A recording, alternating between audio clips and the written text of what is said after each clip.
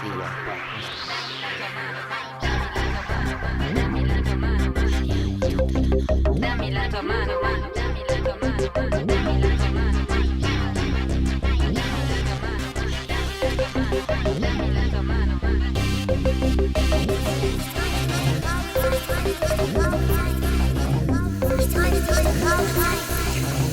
Shalom, lá na tua.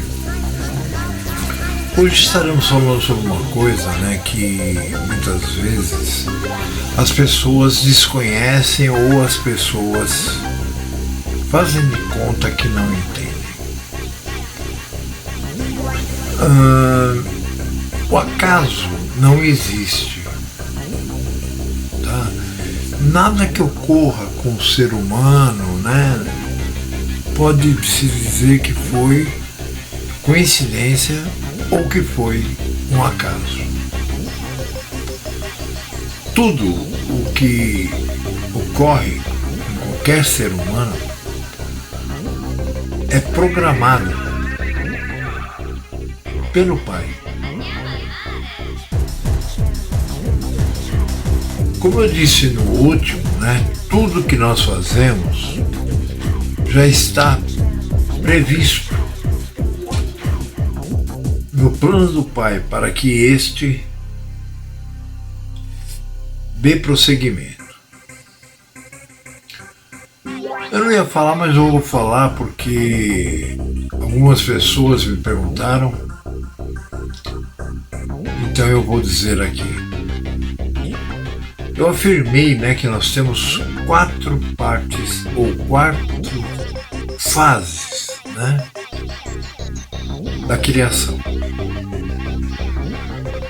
Como também já coloquei no primeiro estudo sobre as sementes, as 2 sementes, que eu acabei por dar um tempo nele, porque eu acho que eu tenho que primeiro explicar outras coisas antes de chegar lá. Eu também falei a respeito das 4 fases. Então observem, a primeira fase nós contamos de quando o Pai criou a luz, porque as trevas já existiam, ou seja, ele já tinha criado anteriormente, assim como a eternidade. Então ele criou a luz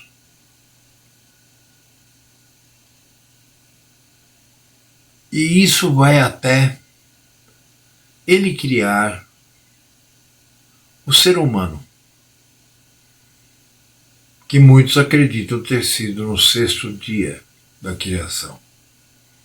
Eu não penso assim, eu penso que levaram milhares de anos. Passando para o capítulo 2, nós vemos que ali houve uma coisa diferente. O Pai criou um homem. Veja, independente daqueles do 6º dia, que como ele mesmo diz, macho e fêmea os criei, ele criou um homem. E diferentemente daqueles que foram criados no 6º dia, nesse único homem feito de barro, não pela palavra dele, ele soprou nas narinas o que nós chamamos de espírito de vida. Tanto que diz que o homem era uma alma e, a partir do momento que o Pai aspirou nas narinas dele, ele se tornou uma alma vivente, ok? Bom, aí vem toda aquela história que eu espero que você já tenha ouvido falar, porque senão vai ficar bem difícil de explicar para você, onde nós percebemos que isso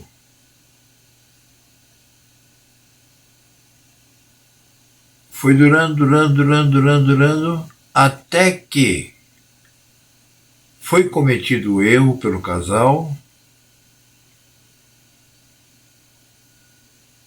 e eles foram expulsos.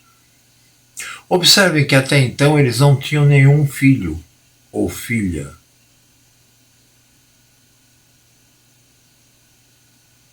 Eles foram expulsos, aí foi dado a eles a maldição, né, de que comeriam com o suor do rosto, porque antes eles comiam somente frutas. Bom, como não se tem uma precisão de tempo que ocorreu da primeira criação, que foi a luz, até esse momento, porque nós não sabemos quanto tempo, né, Adão e Eva viveram no paraíso. Então nós começamos a contar, conforme a Bíblia nos mostra, a partir do momento que eles foram expulsos. Ok? Para efeito de estudo e de entendimento, e o que a palavra nos mostra, a partir do momento em que eles foram expulsos, iniciou-se a primeira etapa do plano do Pai.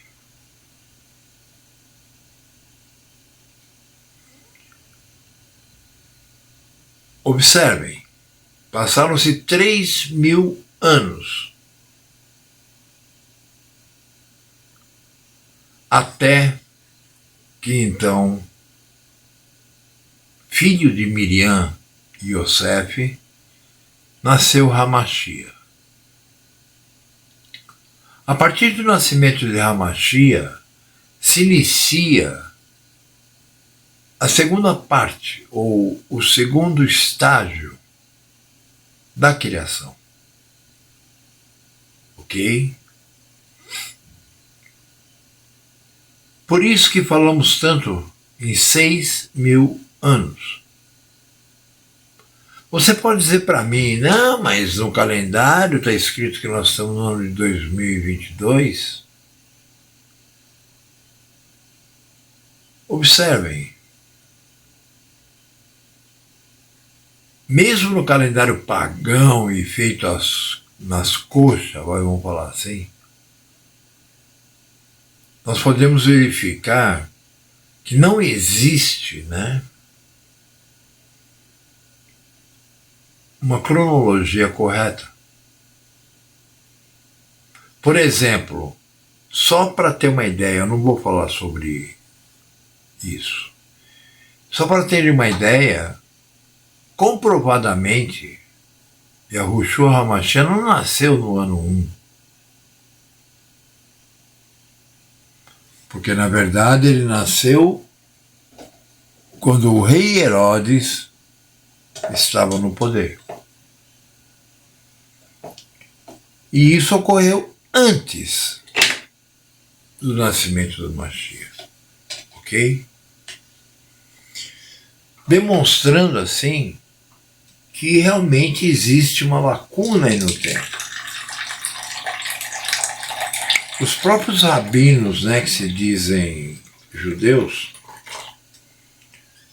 os sionistas, eles colocam que eles estão no mínimo defasados de 200 a 300 anos na contagem. Não só nessa contagem do nascimento de Hamashia, mas na contagem anterior a isso. E eles estão no ano de 5.587, uma coisa assim. Eu nem decoro porque para mim é palhaçada.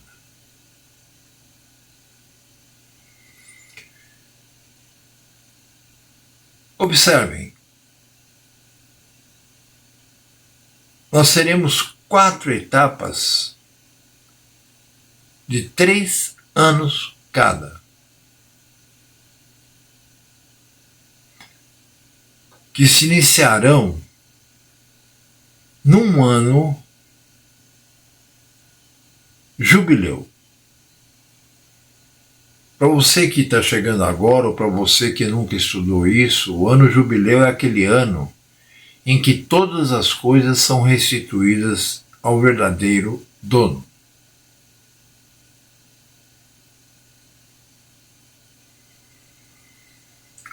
Então observem, se os judeus estão no ano de 5.787, uma coisa assim, isso desde que Adão e Eva saíram, né, do paraíso, foram expulsos, e eles afirmam que tem de 200 a 300 anos perdidos aí em algum lugar, 5.700, vamos arredondar, com mais 300, são 6.000.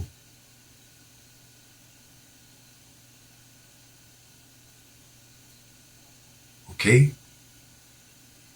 Que seria o período já percorrido pelo ser humano desde a saída ou da expulsão de Adão e Eva do paraíso. Continuando na profecia, nós podemos ver claramente, né, que o ano jubileu é um ano após um ano sabático. O que é um ano sabático? Assim como nós contamos 6 dias de trabalho e descansamos no 7º, nós contaríamos 6 anos de trabalho e deixaríamos a terra descansar durante um ano. Isso comprovadamente, cientificamente, nos mostra que fazendo isso, a terra sempre terá sua força. Então, veja bem, se a cada 6 anos é plantado, tudo certo, e no 7º ano não haverá colheita, é porque no 6º ano já é o ano sabático. Me entendem? Se você multiplicar 7 anos por 7 vezes, nós vamos ter 49 anos. E o 50º é o ano jubileu, que é o ano onde todas as coisas são restituídas para os seus verdadeiros donos. Ok?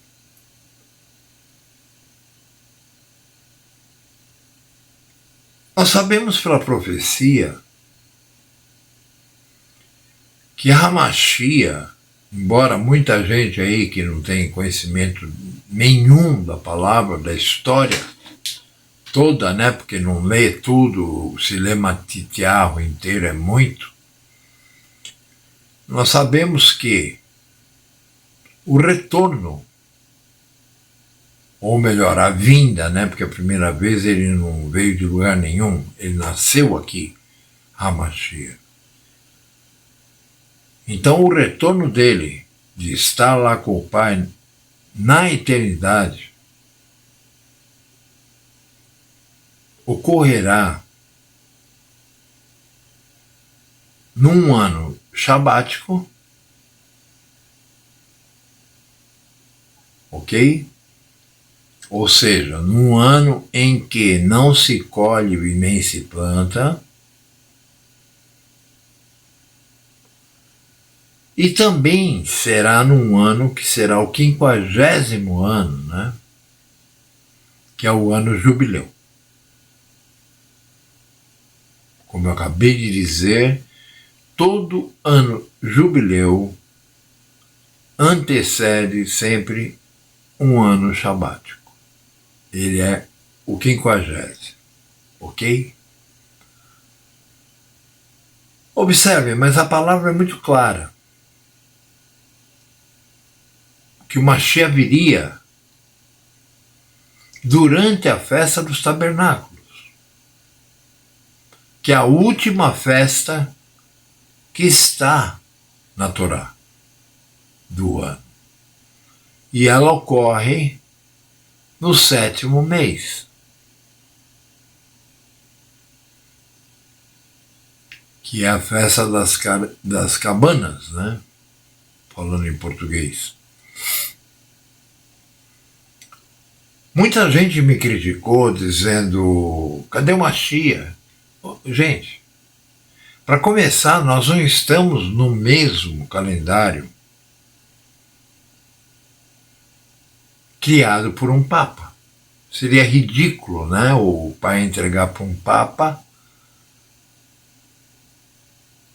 a feitura do calendário que iria mostrar qual seria o dia de descanso, qual seria o dia das festas, das solenidades, do ano. Agora, por uma coincidência incrível, que eu não chamo de coincidência, pois eu não creio nisso, esse ano aqui, que nós estamos no 8º mês, e aqueles que realmente vão ter que chorar bastante e ranger dentes, iniciaram esse ano sem ter um 13º ano no ano passado, porque não foi avistado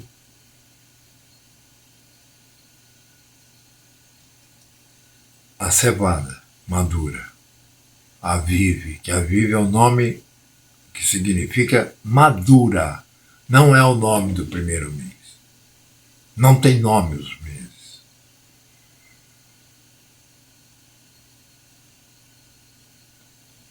Na profecia demonstra claramente que o Mashiach entrará em ação, ou seja, se tornará o rei, a partir do momento que o Pai já tiver se desfeito de 2/3 da humanidade.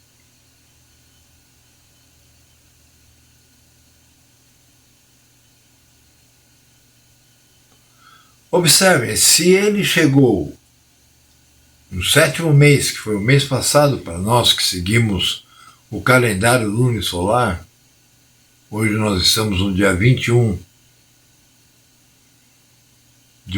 do 8º mês, amanhã, dia 22, será o nosso último Shabat desse mês, quando então passaremos para o 9º mês. Ele está aguardando que o Pai faça aquilo que tem que ser feito, porque foi o próprio Pai que idealizou, inclusive a vinda dele e ele como rei, para que o Mashiach entre em ação.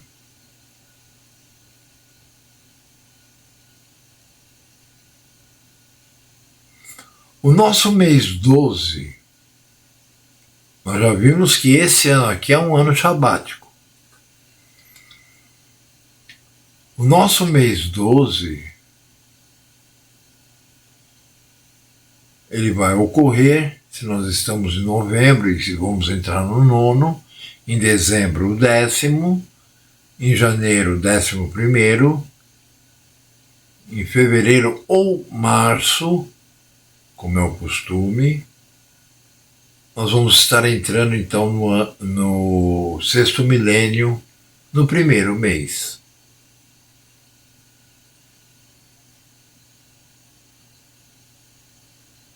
Isso diz alguma coisa a vocês? Isso leva vocês a quererem saber um pouco mais sobre isso? Ou simplesmente vão ignorar, como tem feito à humanidade. Olhe em volta. O que está ocorrendo é normal? Olhe em volta. Tudo aponta para a destruição, para o que muitos chamam de Terceira Guerra Mundial, mas que eu digo, e afirmando pela palavra e pela história humana, a Terceira Guerra Mundial se iniciou em março de 2011 com a queda de Damasco. Sabe, portanto, esses que estão aí aguardando a grande tribulação, aqueles então que estão aguardando aquela vinda, né, do Mashiach escondido para levá-los para o céu,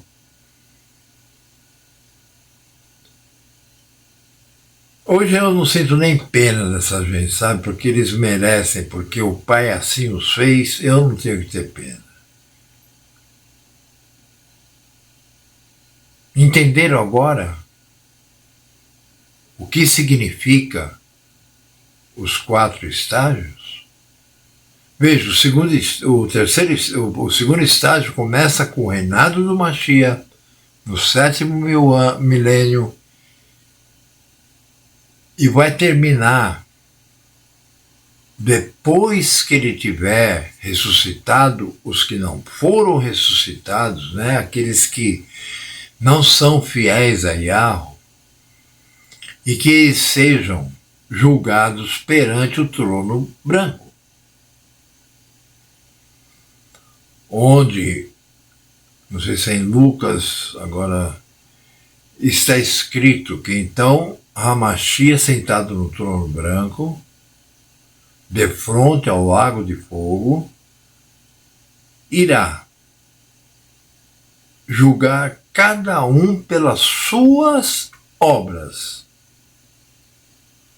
Observe, não são as obras da lei, não, as obras que cada um praticou. Porque aqueles que vão ser ressuscitados, aqueles que vão ser transformados, aqueles que já vão estar ajudando Mashiach na restauração de tudo,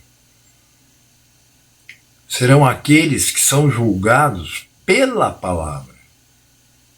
O próprio Mashiach disse, a palavra que vos digo, ou seja, a palavra do próprio Pai, como ele sempre fez questão de afirmar, é que vos julga. E tem palhaço aí, dizendo que ele, quando morrer, ele vai para o trono. Ele, pode ser. Porque na hora que ele morrer e ele for ressuscitado 1000 anos depois, né, de acabar a segunda fase, aliás, iniciar a segunda fase, ele não vai lembrar de nada. Como está escrito, na morte não existe pensamento, não existe nada. Você volta a ser uma alma sem vida e se torna ao pó, se desfaz.